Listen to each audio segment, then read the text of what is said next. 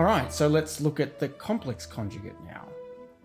So I have my complex number z, a plus bi, and we have z hat, which is the conjugate here. So if I multiply those two together, you can expand them out, okay?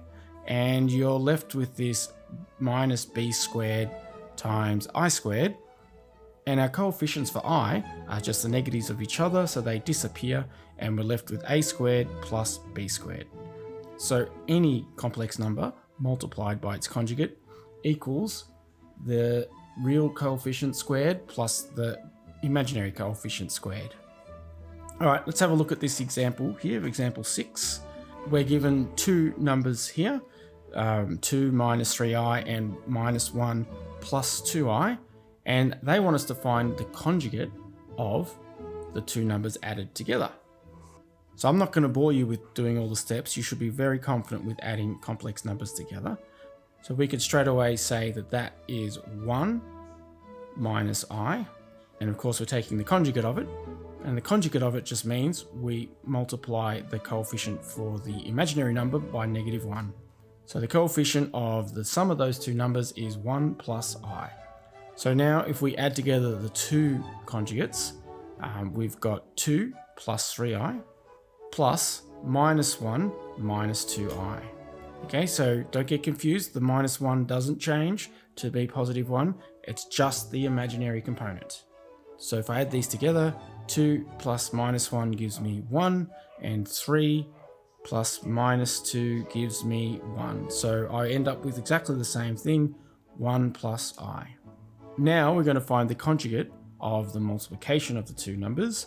So let's write out conjugate sign first. So I just break up z1, 2 times z2, minus 3i times z2.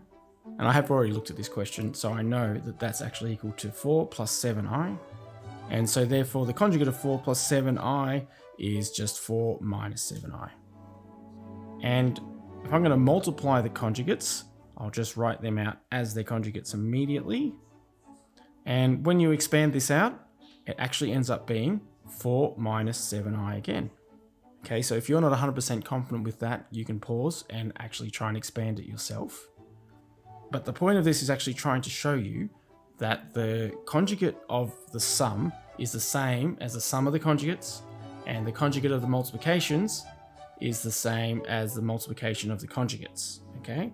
And that is something that you can take to the bank. I'm not going to prove it at this point. You can if you just create z plus a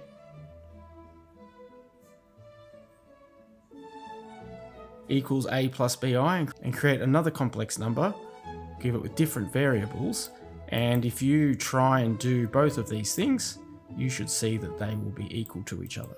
So that's something for you to test out, okay?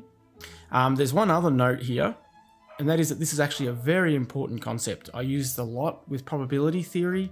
Of course, complex analysis is a thing. But yeah, in particular, this complex number times its conjugate is equal to the length of the complex number squared.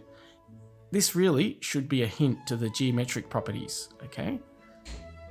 We're going to touch on that later on in this unit, but there are geometric properties to complex numbers.